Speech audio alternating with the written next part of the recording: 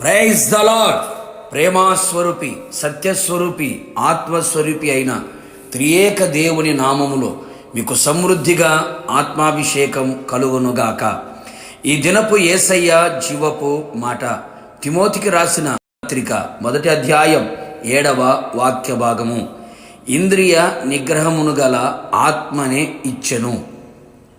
యేసయ్య కలువరి శిలువ రక్తముతో కొనబడి కడగబడి పాప క్షమాపణ నిమిత్తం బాప్తీసం పొంది క్రీస్తును ధరించుకొని కనిపెట్టి ప్రార్థించి ఆత్మాభిషేకమును పొందుకొని ఆత్మలో ఆనందించుచు ఆత్మచేత నడిపించబడుచు ఆయన పోలికగా సారూప్యములోనికి నడిపించబడుచు ఆయన ఆగమమునకు పెండ్లి కుమార్తెగా వధువు సంఘముగా సిద్ధపడుచున్న ఆత్మీయులారా, ఆత్మ సంబంధులారా, ఈ ఆత్మీయ యాత్రలో మరింత మనము ఆత్మలో వర్ధిల్లునట్లు, సర్వసత్యములో నడిపించబడినట్లు, యుక్తముగా తండ్రికి అనుకూలమైన ప్రార్థన చెయ్యినట్లు, తండ్రి ప్రేమను మనం కలిగి ఉండునట్లు, మనలో ఆత్మ ఫలము, ఆత్మవరములు, కృపావరములు ప్రజ్వరిల్లునట్లు, ఆదాము కోల్పోయిన దేవుని పోలిక సారూప్యం మరలా ఆత్మ ద్వారా మనం పొందినట్లు, దీన శరీరం మహిమగల శరీరముగా, క్షయమైపోయే శరీరం అక్షయతను ధరించుకున్నట్లుగా,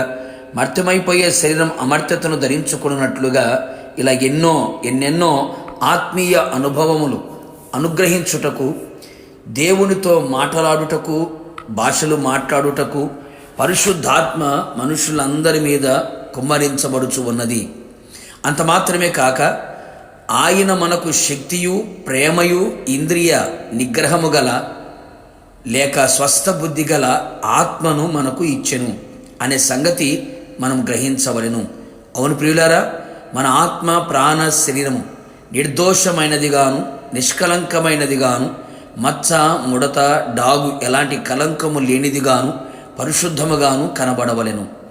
మన శరీరములో ఉండే పంచేంద్రియములు, జ్ఞానేంద్రియములు అదుపు తప్పుట ద్వారా సర్వ శరీరము అపవిత్రపరచబడుతూ ఉన్నది.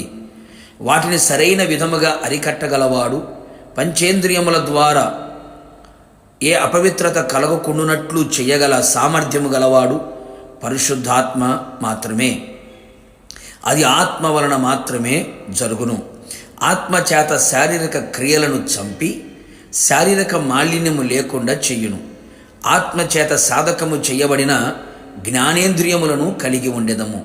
కన్ను, ముక్కు, నోరు, చెవులు, శరీరం వీటన్నిటినీ ఆత్మచేత అభ్యాసము చేయుట ద్వారా, పంచేంద్రియముల ద్వారా ఏ అపవిత్రత మనకు కలగకుండునట్లు ఇంద్రియములను నిగ్రహించే శక్తి ఆత్మ ద్వారా మనకు ఇచ్చెను.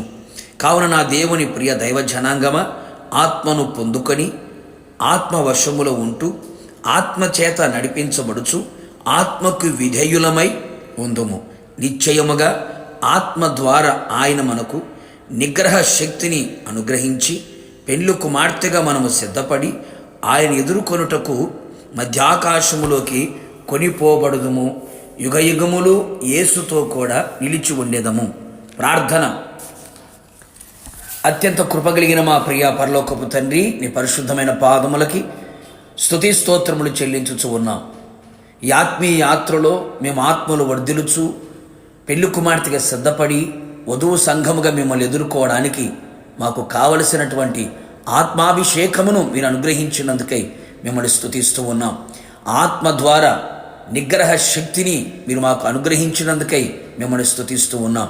ఏ ఒక్క ఆత్మీయుడు తొట్టిల్లిపోకుండా, పడిపోకుండా, జారిపోకుండా, దూరమైపోకుండా, శారీరక క్రియల చేత నశించిపోకుండానట్లుగా ఆత్మ చేత మచ్చ, ముడత, డాగు ఎలాంటి కలంకము లేని పవిత్రమైన, పరిశుద్ధమైన, నిష్కలంకమైన సంఘముగా మిమ్మల్ని ఎదుర్కొనడానికి మీరు కృప దయచేయమని, అట్టి ఆత్మను ఇచ్చినందుకై మీకు కృతజ్ఞతాస్తుతులు చెల్లించుచు యేసు నామములో అడిగి పొందుకొని ఉన్నాము తండ్రి, ఆమేన్.